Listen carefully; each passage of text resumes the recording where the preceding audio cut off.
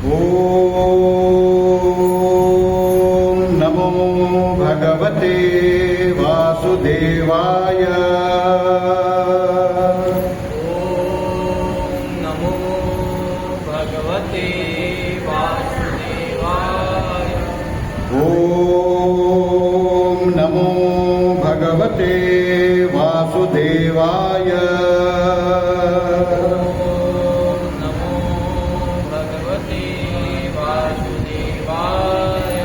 कृष्णाय वासुदेवाय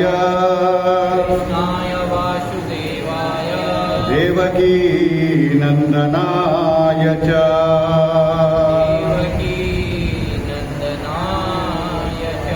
नंदगोपकुमाराय गोविंदाय नमो नमः।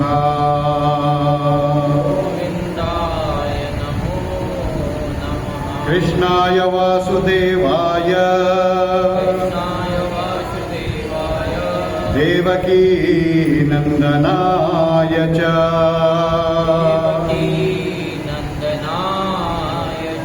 नंदगोपकुमाराय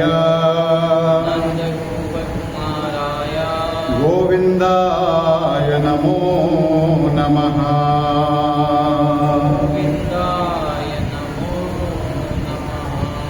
नमः कमलनाभाय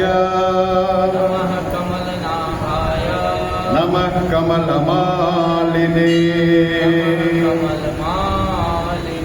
नमः कमलनेत्राय नमस्ते कमलांग्रये।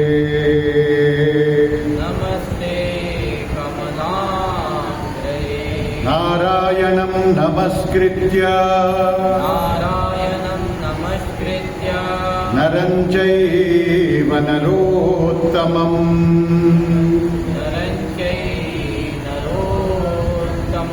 देवीं सरस्वतीं व्यासं ततो जयमुदीरयेत्।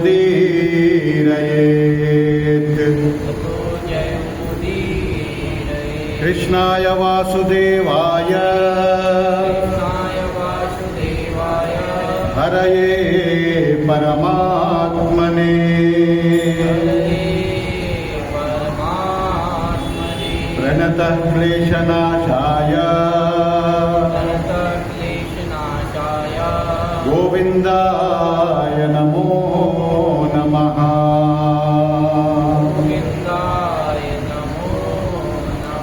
वसुदेवसुतं देवं कंसचाणूरमर्दनं देवकी परमानन्दं कृष्णं वन्दे जगद्गुरुम्। कृष्णं वन्दे जगद्गुरुम्। कृष्णं वन्दे जगद्गुरुम्।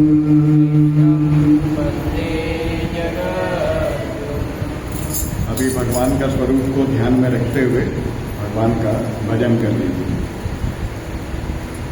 भजो गिरिधर गोविंद गोपाला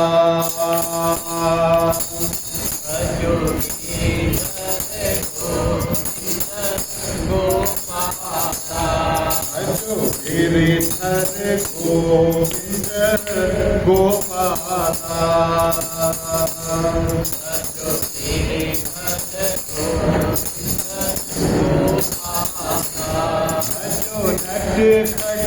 मोहन नंदलाला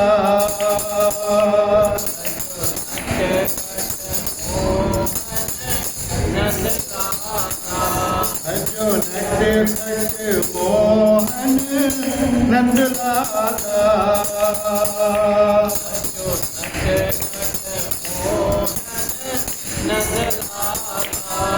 जो गिरिधर गोविंद गोपाला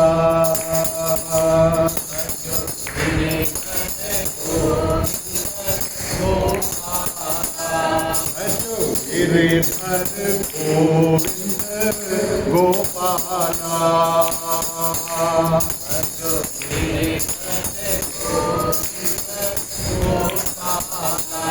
भजो नट खट मोहन नंदलाला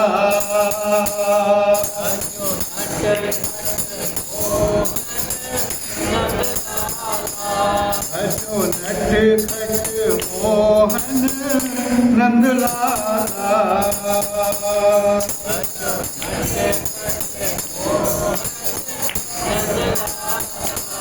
भजो गिरिधर गोविंद गोपाला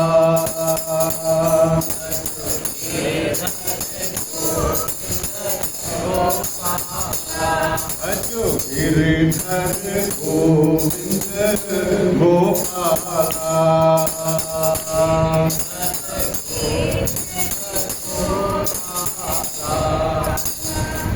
प्रेम से बोलिए राधे राधे, प्रेम से बोलिए राधे राधे, प्रेम से बोलिए राधे राधे।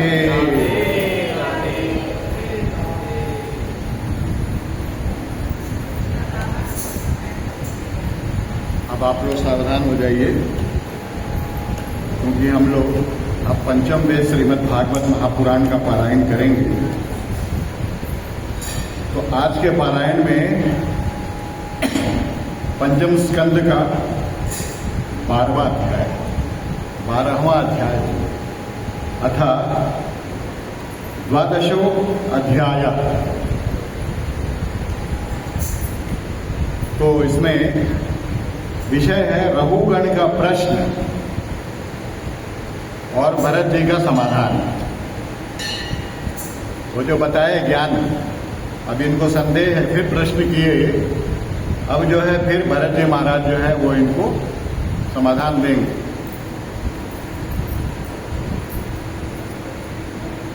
राजा रघुगण ने कहा, भगवान मैं आपको नमस्कार करता हूँ।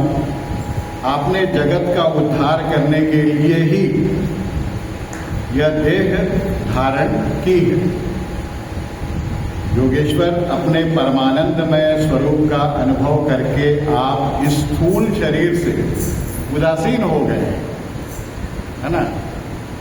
उनको ये ऐसा फीलिंग हुआ, इनका बात सुन के, इनका ज्ञान सुन के राजा रघुगण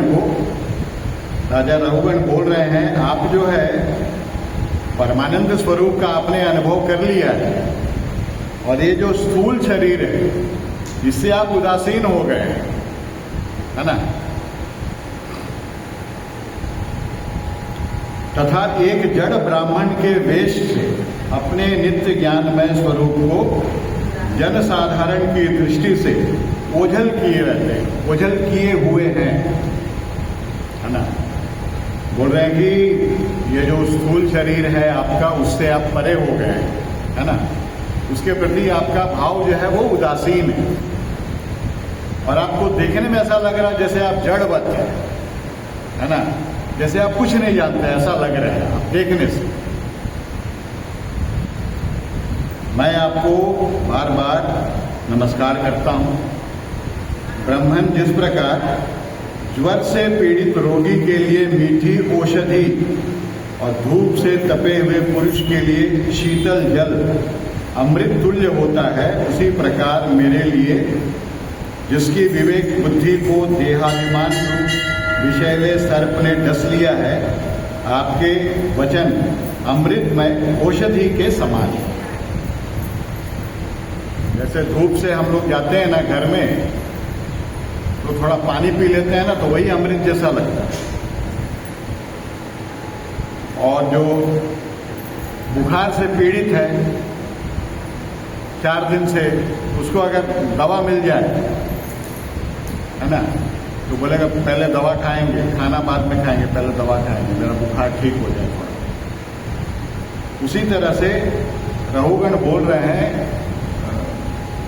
भरत जी को कि ये जो आपका जो ज्ञान है ना, ये देहाभिमान मिटाने के लिए अमृत रूप है।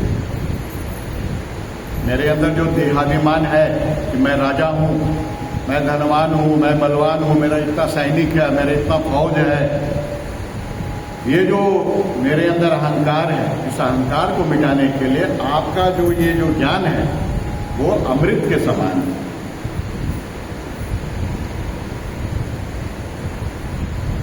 बोलते हैं कि देव, मैं आपसे अपने संशयों की निवृत्ति तो पीछे कराऊंगा। मेरा जो डाउट्स है उसका हम निवृत्ति मैं पीछे कराऊंगा। पहले तो इस समय आपने जो अध्यात्म योग में उपदेश दिया है उसी को सरल करके समझाइए। मेरा जो डाउट्स है हम बाद में पूछेंगे आपसे। अभी जो आपने जो ज्ञान बताया उसको और सरल करके बताइए, और सरल। उसे समझने की मुझे बड़ी उत्कंठा है। योगेश्वर, आपने जो यह कहा कि भार उठाने की क्रिया तथा उससे जो श्रम रूप फल होता है, श्रम रूप फल होता है, वे दोनों ही प्रत्यक्ष होने पर भी केवल व्यवहार मूल के ही हैं, वास्तव में सत्य नहीं है। ये तत्व विचार के सामने कुछ भी नहीं ठहरते। सो इस विषय में मेरा मन चक्कर खा रहा है, मैं भ्रमित हो रहा हूँ।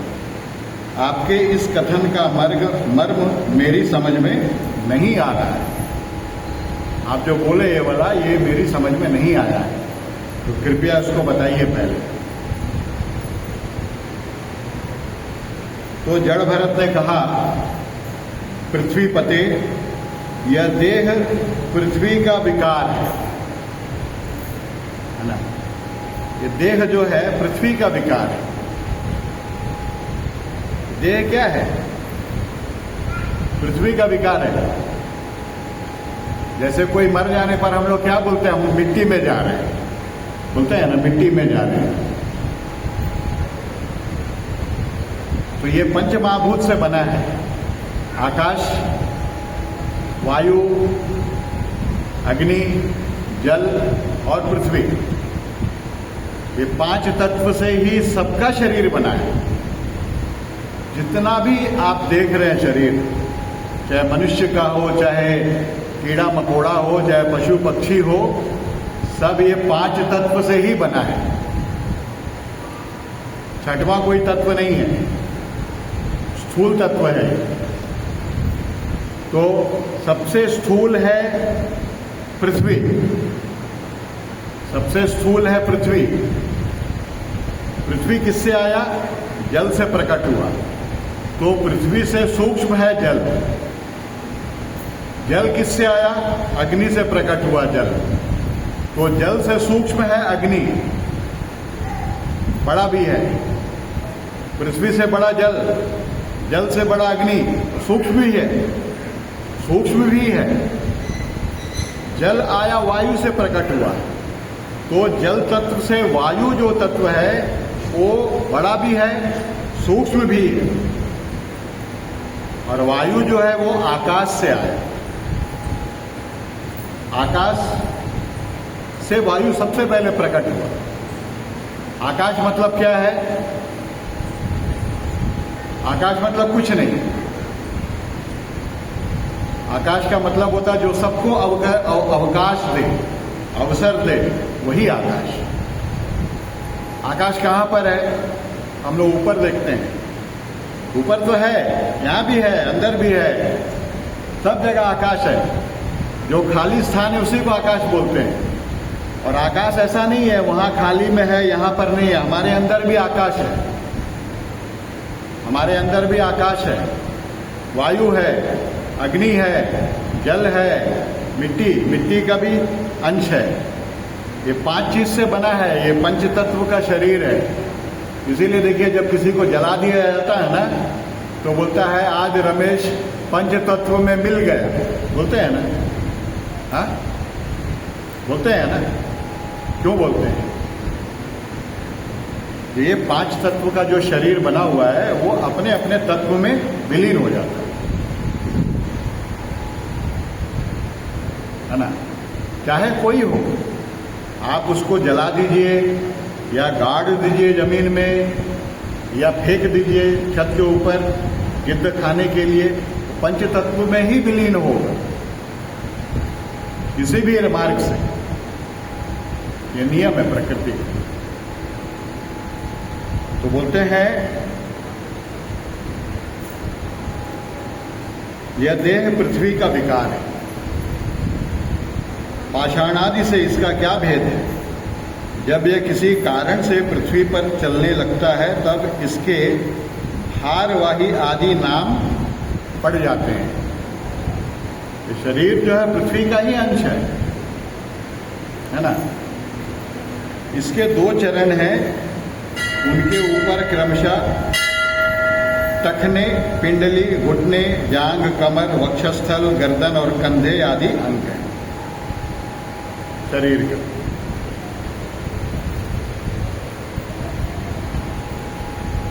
कंधों के ऊपर लकड़ी की पालकी रखी हुई है। तो लकड़ी का पालकी क्या है? वो भी मिट्टी है। मिट्टी से ही ना होगा पेड़, और वो पेड़ को काटने के बाद उससे पालकी का निर्माण हुआ, वो भी तो मिट्टी है। उसमें भी सौवीर राज नाम का एक पार्थिव विकार ही है। उसमें जो आप बैठे हुए थे, आपका शरीर भी पांच भौतिक है, पार्थिव विकार ही है,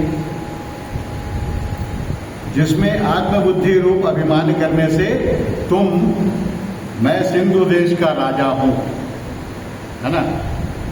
इसमें अभिमान कर लिया, अपने आप को मान लिया कि मैं सिंधु देश का राजा हूं। इस प्रबल मत से अंधे हो रहे हो।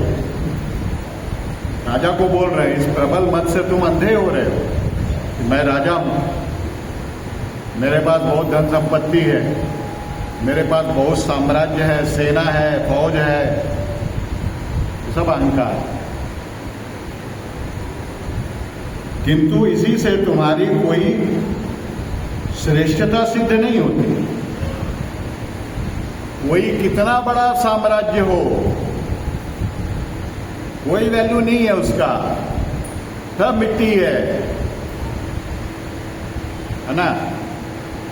ये जो भी हम देख रहे हैं ना, जो भी हम देख रहे हैं सब तो मिट्टी है ना। सब पांच तत्व से ही बना है। मटेरियल वर्ल्ड जितना है सब पांच भौतिक।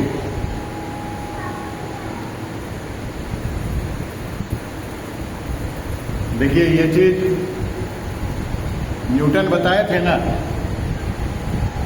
न्यूटन एक दिन पेड़ के नीचे बैठे हुए थे, एक सेव गिरा नीचे, तो देखे सेव गिरा, तो समझने लगे कि सेव नीचे ही क्यों आया। आविष्कार कब होता है? जब रिसर्च करते हैं हम लोग, तब आविष्कार होता है। तो बोले कि सेव नीचे ही क्यों आया, ऊपर क्यों नहीं गया। तब वो बोले कि नहीं, पृथ्वी में ग्रेविटेशनल फोर्स है ना, अपने ओर खींचने की शक्ति है, वो बताए न्यूटन। लेकिन आध्यात्मिक वो नहीं बता रहा है कि पृथ्वी खींचता है सबको, आध्यात्मिक नहीं बता रहा है। आध्यात्मिक क्या लॉजिक दे रहा है कि जो जिसका अंश होगा वो उसी की तरफ जाएगा। वो सेव किसका अंश था? पृथ्वी का अंश था। पहले क्या हुआ? बीज डाले हम लोग पृथ्वी में, बीज से वृक्ष हुआ, वृक्ष बड़ा हुआ, उसमें फूल लगा, फिर फल लगा, फिर फल बड़ा हुआ, फिर पका। तो क्या है? वो मिट्टी है, मिट्टी ही है ना है। तो जो जिसका अंश होगा वो अपने अंशी की तरफ जाए। अभी जैसे आग है, आग जलाइए, आग नीचे की तरफ नहीं जाता, ऊपर की तरफ भागता है। देखिए ये आध्यात्मिक जो ग्रंथ है उसमें ये लॉजिक दिया है, एकदम सही लॉजिक है। आग तो नीचे नहीं जाता, आग ऊपर जाता। क्यों? आग सूर्य का अंश है। अग्नि का जो अधिष्ठाता देवता है वो सूर्य है। आग जब भी जलाइएगा ऊपर जाएगा, नीचे कभी नहीं जाता, ऊपर ही जाता है। उसका लौ जो है ना ऊपर भागता है, क्योंकि उसका अंशी जो है सूर्य है। और हम लोग किसके अंश हैं? हम लोग भगवान के अंश हैं। ना ही हम लोग ये आग के अंश हैं, ना ही ये पृथ्वी के अंश हैं। बात को समझिएगा, मैं कौन हूं? भगवान का अंश। हमारा शरीर पृथ्वी का अंश है। ये शरीर जो है ये पृथ्वी का, ये 5 भूतों का अंश है, लेकिन हम लोग इसके अंश नहीं है। हम लोग मतलब आत्मा। ये पृथ्वी 5 तत्व का अंश हम लोग नहीं है, ये शरीर है। हम लोग भगवान के अंश हैं, इसीलिए हम लोगों को भगवत जिज्ञासा होते रहता है अंदर में। भगवान को हर कोई जानना चाहता है, हर कोई आनंद पाना चाहता है। बच्चा रोता है ना पैदा होते साथ, बच्चा देखे होंगे पैदा होते साथ रोने लगता है। क्यों? वो जो पैदा होने में जो कष्ट हुआ ना, उस कष्ट को भुलाने के लिए रोता है। वो बोलता है हमको दुख मत दो, हमको आनंद चाहिए, आनंद, हमको आनंद दो, इसीलिए रोता हो। कोई कुत्ता को डंडा मारिए, देखिए चिल्ला के भागेगा। कोई रोटी दिखाइए, पूछ खिलाते हुए आएगा, फिर डंडा मारिए, फिर भागेगा चिल्ला के। कोई भी दुख नहीं चाहता, सब आनंद चाहता है। सब दुनिया का अनंत कोटि ब्रह्मांड का प्रत्येक जीव आनंद ही चाहता है। हर क्रिया में वो आनंद चाह रहा है। एक शराबी शराब पी रहा है, वो भी आनंद ही चाह रहा है। भले वो गलत दिशा में खोज रहा है आनंद, लेकिन वो भी आनंद को ही खोज रहा है। शराबी शराब पी के बोलता बड़ा आनंद है इसमें, ये सच्चाई है। भले वो तलाश कर रहा है गलत जगह पर, लेकिन वो खोज रहा है आनंद को ही। जैसे बहुत देर तक सोया है कोई, बहुत देर सोया है, रात भर सोया, सुबह 8 बजे अगर उठना चाह रहा उसको बोलिए आप सोइए, और आज भी सोइए, आप ड्यूटी व्यूटी जाने का जरूरत नहीं, सोए रहिए आप। तो बोलेगा नहीं, अब सोने में आनंद नहीं आ रहा, अब जग जाने में आनंद है ना। देखिए इस पर ध्यान देना है बात पर। अगर किसी व्यक्ति को मान लीजिए वो सोना चाहता है, तो 1 हफ्ता बोलिए ड्यूटी से छुट्टी लेगा और 1 हफ्ता सोएगा, नहीं सो पाएगा। 1 दिन सोएगा, 2 दिन सोएगा, 3 दिन सोएगा, चौथा दिन बोलेगा भाई अब हम उठेंगे। नहीं, सोइए हफ्ता भर, अब तो छुट्टी लिए है ड्यूटी से, सोए रहिए, नहीं सो सकेगा, क्योंकि अब उसको उठने में आनंद आ रहा है। अब कोई 1 रात जगा है, उसको बोलिए और 1 रात जगिए, बोलेगा नहीं अब सोने में हमको आनंद आएगा। हर व्यक्ति हर क्रिया में आनंद को ही खोज रहा है। तो हम लोग क्यों आनंद को खोज रहे हैं? हम लोग आनंद स्वरूप भगवान के अंश हैं, इसीलिए हम वही खोजेंगे, आनंद ही खोजेंगे, आनंद ही खोजना पड़ेगा। जैसे बहुत देर से कोई बैठा हुआ है, उठ जाता है, खड़ा हो जाता है, तो हम लोग पूछते रहे आप बैठे हुए तो बैठिए ना, खड़े क्यों? अरे बहुत देर से बैठे, आप खड़ा होने में ही आनंद आ रहा है। कोई 2 घंटा से खड़ा है, बैठ जाता है एक कुर्सी में, अब पूछिए अरे क्यों बैठ गए? खड़े रहिए ना और 2 घंटा। नहीं बहुत देर से खड़े, आप बैठने में ही आनंद। देखिए आनंद को ही खोज रहा है हर कोई, क्योंकि हम लोग आनंद के अंश हैं, भगवान के अंश हैं। भगवान और आनंद दोनों एक ही है। भगवान में आनंद है ऐसा बोलना गलत है। भगवान में मतलब भगवान अलग हो जाएंगे, आनंद अलग हो जाएगा। भगवान में आनंद नहीं है, भगवान ही आनंद है, आनंद ही भगवान है, ये सही है ना। जैसे रसगुल्ला है ना, रस अलग है और गुल्ला अलग है। साथ जी का रसगुल्ला आ गया, देख लीजिए। देखिए, रसगुल्ला में रस अलग है, गुल्ला अलग है। वो रस को निकाल दिया तो गुल्ला बचेगा, मजा नहीं आएगा। दोनों अलग अलग चीज है, ऐसा नहीं है। भगवान ही आनंद है, आनंद ही भगवान है। भगवान में आनंद बोलेगा तो गलत हो जाएंगे हम लोग, ऐसा नहीं बोल रहे हैं। भगवान ही आनंद है। रसो वै सह, वेदों में बताया, रसो वै सह माने वह रस ही है। अगर भगवान में आनंद होता तो वहां बोलता रसो वै तस्मिन, रसो वै तस्मिन बोलता, रसो वै तस्मिन नहीं बोला, रसो वै सह ऐसा बोला। दोनों पर्यायवाची शब्द है। जैसे जल है ना, जल को हम लोग पानी बोलते हैं, सोए बोलते हैं, उदक बोलते हैं, नीर बोलते हैं, सबका मीनिंग तो एक है। तो भगवान और आनंद दोनों पर्यायवाची शब्द है, एक ही मीनिंग है, दोनों अलग अलग नहीं। तो यहां पर बता रहे हैं कि तुमने इन बेचारे दीन दुखिया कहारों को बेगार में पकड़कर पालकी में जोत रखा है। भरत जी बोल रहे हैं रघुगण को, तुमने इसको इन कहारों को पालकी में जोत के क्यों रखा हुआ है?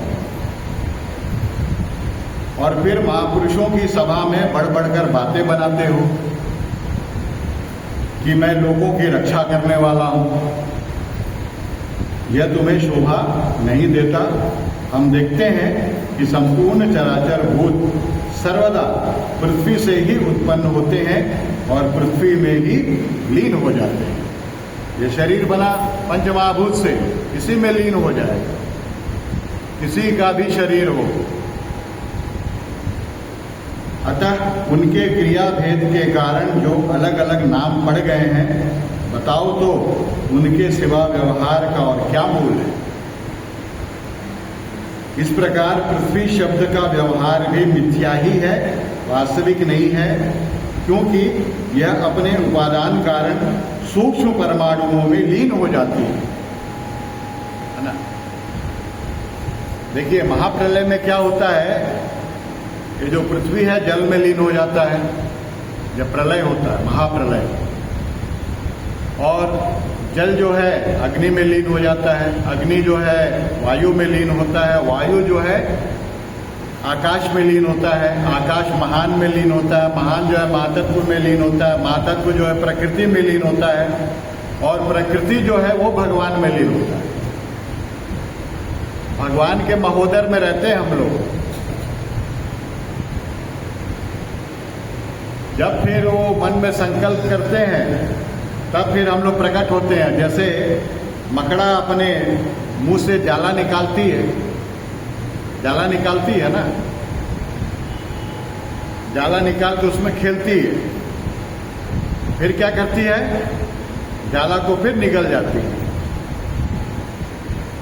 उसी तरह से भगवान से ही प्रकट हो रहे हैं हम लोग। अनंत कोटि ब्रह्मांड भगवान में ही स्थित हैं और फिर भगवान में ही लीन हो जाते हैं। सृष्टि का मतलब क्या? सृष्टि का मतलब कुछ बनाना नहीं है। एक तो सृज धातु है संस्कृत में, उससे बना सृष्टि। सृज धातु का मतलब होता है छुट्टी। छुट्टी, छुट्टी समझते हैं ना? छुट्टी माने रिलीज करना, हॉलीडे है ना। जैसे वो हम लोग पाठशाला में पढ़ने जाते थे तो जब छुट्टी होता था तो घंटी बजता था, घंटी बजता था तो सब बच्चे लोग निकल के भागते थे, छुट्टी हो गया, छुट्टी हो गया, है ना। तो सृष्टि का मतलब होता है छुट्टी। जब वो प्रकट करते हैं ना, उसी को सृष्टि बोला जाता है। बनाते कुछ नहीं है भगवान, माया बनाती है सब भगवान के बल से। देखिए, तीन तत्व जो है सनातन तत्व है। एक भगवान, एक हम लोग जीव और एक माया। ये तीनों हमेशा है, हमेशा रहेगा। किसी ने किसी को नहीं बनाया। ना भगवान ने जीव को बनाया, ना भगवान ने माया को बनाया। ना जीव ने भगवान को बनाया, ना जीव ने माया को बनाया। ना माया ने जीव को बनाया, ना माया ने भगवान को बनाया। किसी ने किसी को नहीं बनाया। तीनों अनादि है, अनंत है, शाश्वत है। तीन तत्व वेदों में एक तत्व के बारे में भी बताया है, दो के भी बारे में बताया है, तीन के बारे में भी बताया है। कहीं कहीं वेदों में बताया है कि एक भगवान ही सत्य है। ये हाईएस्ट फिलॉसफी में है। और उसका नीचे वाला फिलॉसफी में बताया गया है कि जीवात्मा और परमात्मा है, दो ही है। फिर एक जगह बताया जीव, परमात्मा, माया, तीन है। तो तीनों अपने आप में सही है, कोई गलत नहीं है। जो दर्शन शास्त्र होता है ना, उसके हिसाब से बताता है लोग, तीनों सत्य है ना। अद्वैत में क्या बताया शंकराचार्य जी? एकमेव अद्वितीयम परम ब्रह्मम, है ना, एक परम ब्रह्म ही सत्य है, ऐसा बोले। विशिष्टाद्वैत में रामानुजाचार्य जी क्या बोले? नहीं, भगवान भी सत्य है, जीव भी सत्य है, माया भी सत्य है, तीनों सत्य है।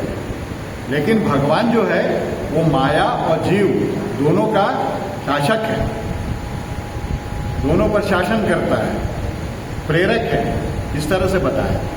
तो सब सही है अपने जगह में। तो यहाँ पर बोलते हैं कि और जिनके मिलने से पृथ्वी रूप कार्य की सिद्धि होती है, वे परमाणु अविद्यावश मन से ही कल्पना किए हुए हैं। वास्तव में उनकी भी सत्ता नहीं है। इसी प्रकार और भी जो कुछ पतला, मोटा, छोटा, बड़ा, कार्य कारण तथा चेतन और अचेतन आदि गुणों से युक्त द्वैत प्रपंच है, उसे भी द्रव्य, स्वभाव, आशय, काल और कर्म आदि नाम वाली भगवान की माया का ही कार्य समझो।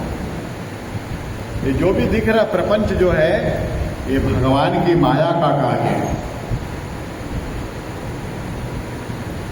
माया का कार्य है, सत्य है, लेकिन कैसा सत्य है?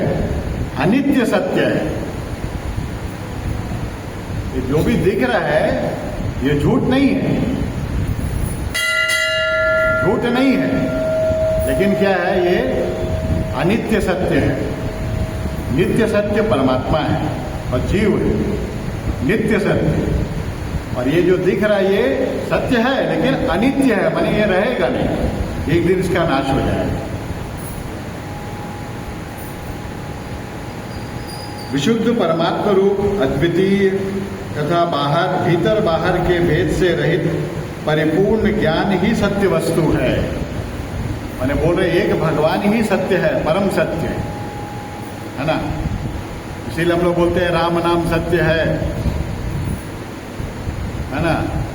सत्य बोलो गत्य है।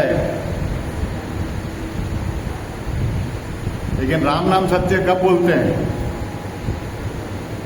जब ले जाया जाता तब बोलते हैं। ऐसे बाकी समय क्यों नहीं? बोलना नहीं चाहिए, बोल सकते हैं राम नाम सत्य है, होता है, सत्य तो है ही। लेकिन हम लोगों ने धारणा बना लिया, कोई मर जाएगा जब उठाया जाएगा तब ये बोलना है, ऐसा नहीं। अगर किसी को लेके जा रहे हैं, राम नाम सत्य है, राम नाम सत्य है, अगर उठ के बैठ जाए तो अरे भाई मत बोलो, बंद करो बोलना, तो ऐसा नहीं है। राम नाम तो सत्य है ही।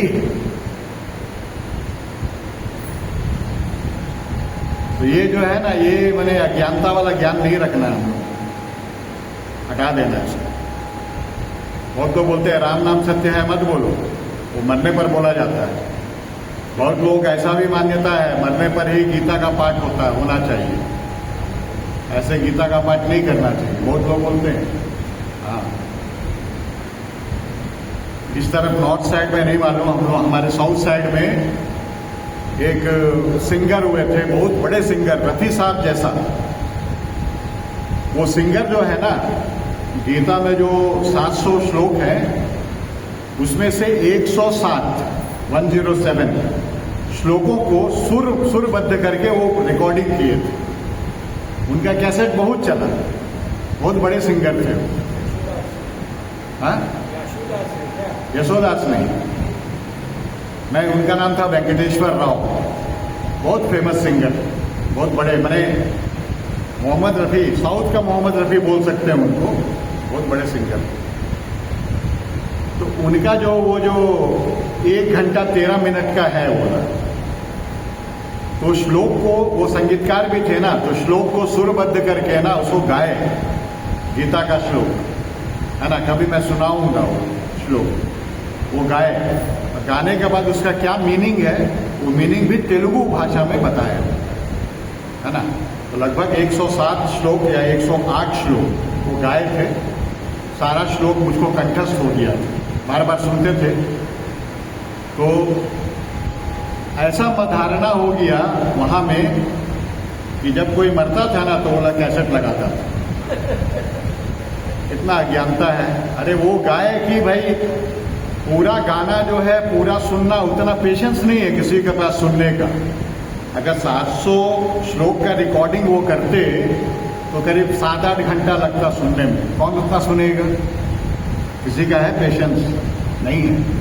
तो वो क्या किए, जो मैंने 7 श्लोक है उसमें से वो निकाल कर उसका रिकॉर्डिंग किया, तो 107 श्लोक। तो लोगों का ऐसा धारणा बन गया, जब कोई मरते थे ना तो कैसेट वाला लगाते थे।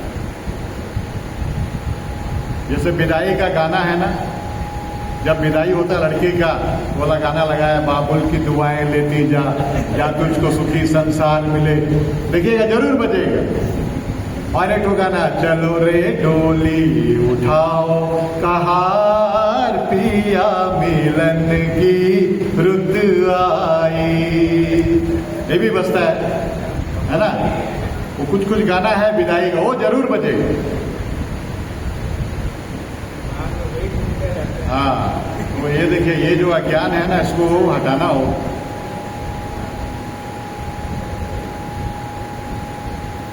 तो राम नाम सत्य है, हम लोग हर समय बोल सकते हैं, कोई मरने पर ही बोलना ऐसा कोई कुछ नहीं है।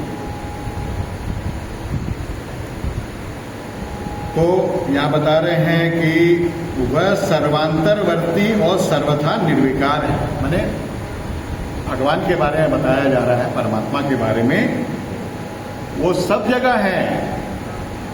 और क्या है? सर्वथा निर्विकार है। वो निर्विकार भी है, साकार भी, आकार वाले भी। या निर्विकार मतलब उनमें कोई विकार नहीं है, कहने का अभिप्राय है। निर्विकार माने कोई विकार ना हो, उसको निर्विकार बोलते हैं।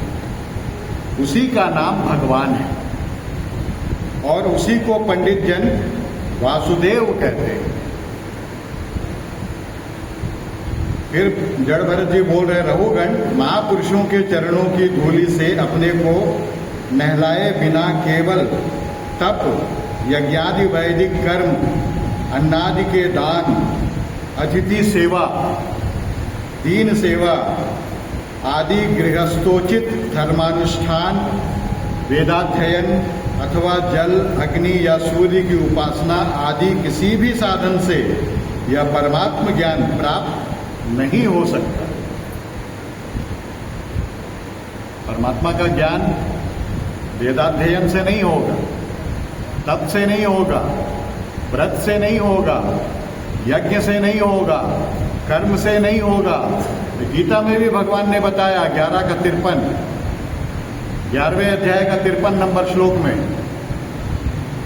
फिर भी हम लोग लगे हुए हैं। तीर्थाटन करने मात्र से नहीं हो जाएगा। कैसे होगा? अभी बताएंगे आगे कैसे होगा। एकमात्र भगवान का भक्ति करने से हो, वो भी मन से भक्ति करना हो, शरणागत होना होगा भगवान की। कितना ही हम तीर्थाटन कर लें, भगवत प्राप्ति नहीं हो, केवल तीर्थाटन से।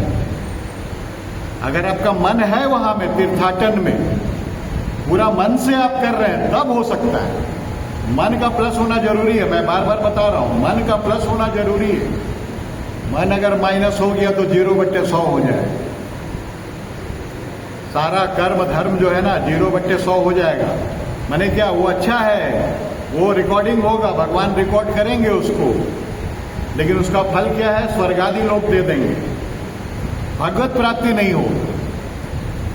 स्वर्ग आदि लोग दे देंगे, वहां हम भोग भोगेंगे, पुण्य भोगेंगे, फिर वापस आ जाएंगे।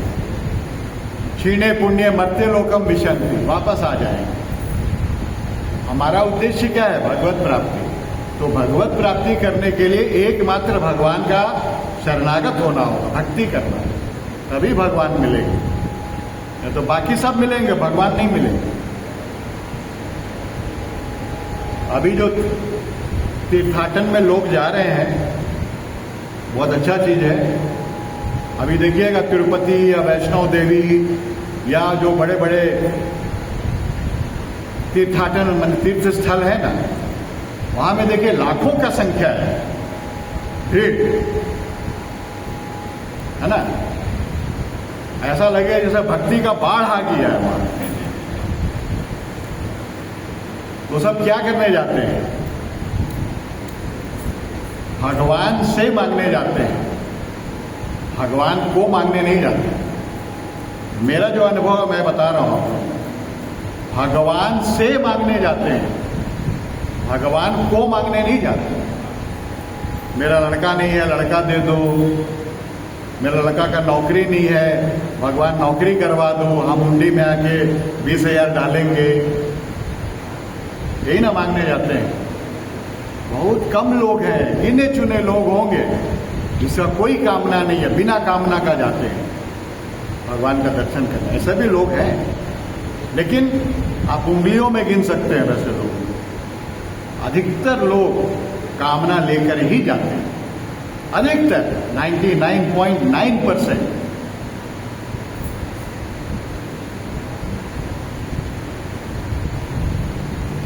इसका कारण यह है कि महापुरुषों के समाज में सदा पवित्र कीर्ति श्री हरि के गुणों की चर्चा होती रहती है, जिससे विषय वार्ता तो पास ही नहीं फटकने पाती। जहाँ भगवान का चर्चा होगा, जहाँ भगवान का कथा श्रवण होगा, वहाँ माया का आधिपत्य नहीं हो सकता, माया नहीं घेर सकता वो वहाँ में। जब भगवत कथा का नित्य प्रति सेवन किया जाता है, तब वह मोक्षकांक्षी पुरुष की शुद्ध बुद्धि को भगवान वासुदेव में लगा देती है। जब नित्य हम लोग श्रवण करेंगे कथा का, नित्य भजन करेंगे भगवान का, तो माया आएगा नहीं सामने, माया को आने नहीं देंगे भगवान। जो भगवान का भजन में लगा हुआ माया से कभी हार नहीं सकता, भगवान बचा लेंगे। गीता 9:31 में बोले हैं, क्षिप्रम भवति धर्मात्मा शाश्वत शांति निगच्छति कौन्तेय प्रतिजानी ही न मे भक्त प्रणश्यति। मेरे भक्त का कभी नाश नहीं होता अर्जुन। न मे भक्त का बोले हैं, न मे ज्ञानी न मे योगी नहीं बोले हैं। मेरे भक्त का कभी नाश नहीं होगा, भगवान होने नहीं देंगे। अगर हम भगवान को सरेंडर कर दिए हैं, हमको भटकने वो नहीं देंगे, सवाल ही नहीं है। इसीलिए बोला गया न मे भक्त प्रणश्यति, मेरे भक्त का कभी नाश नहीं होने देता, मैं संभाल लेता हूं उसको। लेकिन हमको भरोसा करना होगा भगवान।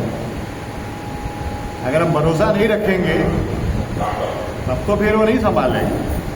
पूर्ण भरोसा। फिर यहां बोलते हैं, पूर्व जन्म में मैं भरत नाम का राजा था। ऐहिक और पारलौकिक दोनों प्रकार के विषयों से विरक्त होकर भगवान की आराधना में ही लगा रहता था। तो भी एक मृग में आसक्ति हो जाने से मुझे परमार्थ से भ्रष्ट होकर अगले जन्म में मृग बनना पड़ा। देखिए बता रहे, हम भ्रष्ट हो गए, वो कुछ समय के लिए हुए, भगवान का भजन करते थे, बता रहे हैं ना, मैं भगवान का भजन करता था, लेकिन लास्ट टाइम में क्या हुआ, मैं भ्रष्ट हो गया साधन से, परमात्मा को भूल गया और मृग छावनी जो लेके आए थे उसके चक्कर में लग गए और उसी का ध्यान करते करते मर गए, तो वहीं चले गए। लेकिन भगवान ने उनको स्मरण रखा। मृग योनि में भी वो पत्ता जो गिरता था उसी को खाते थे, तोड़ के नहीं खाते थे पेड़ से, इतना ज्ञान था। और अपने माँ के साथ में नहीं रहते थे, माँ से अलग रहते थे, और जल्दी ही वो योनि समाप्त करके फिर ब्राह्मण योनि में भगवान उनको डाले। ब्राह्मण योनि में डालने के बाद तो पूरा ही ज्ञान उनको था, अभी तो ब्राह्मण योनि में ही है ना। तो फिर बोलते हैं किंतु, देखिए यहाँ बता रहे हैं, किंतु भगवान श्री कृष्ण की आराधना के प्रभाव से, जो मैंने आराधना किया था उसके प्रभाव से उस मृग योनि में भी मेरी पूर्व जन्म की स्मृति लुप्त नहीं हुई। इसी से अब मैं जन संसर्ग से डरकर सर्वदा असंग भाव से गुप्त रूप से ही विचरता रहता। इसीलिए अब जो है इस योनि में मैं किसी के साथ कांटेक्ट ही नहीं रखा। कांटेक्ट रखेंगे, किसी से बात करेंगे, फिर हम संग लग जाएंगे, है ना। जैसा संग वैसा रंग, जैसा संग करेंगे वैसा रंग हो जाएगा। इसीलिए मैंने किसी से कोई बात नहीं करते थे, वो उदासीन रहते थे, जड़ भरत। सारांश यह है कि विरक्त महापुरुषों के सत्संग से प्राप्त ज्ञान रूप खड्ग के द्वारा मनुष्य को इस लोक में ही अपने मोह बंधन को काट डालना चाहिए। क्या बोल रहे हैं, महापुरुषों का सत्संग कीजिए। महापुरुषों का सत्संग करेंगे तो विवेक खुलेगा। तपस्या से, व्रत से विवेक नहीं खुलेगा। पुण्य कर्म है, अच्छा कर्म है, खराब नहीं है, विवेक कब खुलेगा। इसीलिए तुलसीदास जी बोले रामचरितमानस में, बिन सत्संग विवेक ना होई, बिनु सत्संग विवेक ना होई। अभी हम लोग जो कर रहे हैं सत्संग, है ना, 4 लोग बैठ के जो भगवत चर्चा किया जाता है वो है सत्संग। या भगवान को ही याद रखना, वो भी सत्संग है ना। सत के साथ संग, 2 शब्दों से बना, सत और संग। तो सत क्या है, मैंने एक दिन बताया था कि भगवान, भगवान का रूप, भगवान का गुण, भगवान का लीला, भगवान का धाम, भगवान का संत, भगवान का सच्चा संत, ये सब भगवान ही है। इसमें कहीं भी मन लग जाए सत्संग ही, चाहे जो भगवत प्राप्त संत है उसमें मन लग जाए, चाहे भगवान का धाम में मन लग जाए, भगवान का लीला में मन लग जाए, भगवान के रूप में मन लग जाए, भगवान में मन लग जाए, ये सब सत का संग है। और बाकी जितना है वो सब असत का संग। इसीलिए सत्संग जो है ना, वो तीर्थाटन, जप, तप, व्रत सबसे ऊंचा है। इसीलिए बोल रहे हैं यहाँ पर, महापुरुषों के सत्संग से प्राप्त ज्ञान रूप खड्ग के द्वारा मनुष्य को इस लोक में ही अपने मोह बंधन को काट डालना चाहिए। तो महापुरुषों का सत्संग करना है। फिर श्रीहरि की लीलाओं के कथन और श्रवण से भगवत स्मृति बने रहने के कारण वह सुगमता से ही संसार मार्ग को पार करके भगवान को प्राप्त कर सकता है। माने भगवान का भजन करना होगा, है ना। करोड़ों छोड़कर, बोलते हैं करोड़ों छोड़कर भगवान का भजन कीजिए। संस्कृत में बोलते हैं कोटिम त्यक्त्वा हरिम स्मरेत। करोड़ों काम छोड़ के हरि का भजन कीजिए, इस तरह बोला जाता है। तो यहाँ पर ये चैप्टर जो है समाप्त हो गया है। इति श्रीमद् भागवते महापुराणे पारमहंस्याम संहितायाम पंचम स्कंधे ब्राह्मण रघुगण संवादे 12वां अध्यायः। बोलिए वृंदावन बिहारी लाल की। जय। प्रेम से बोलिए राधे राधे। राधे राधे। प्रेम से बोलिए राधे राधे। राधे राधे। प्रेम से बोलिए राधे राधे। राधे राधे। आप लोगों का प्रभु कोई प्रश्न है तो पूछिए।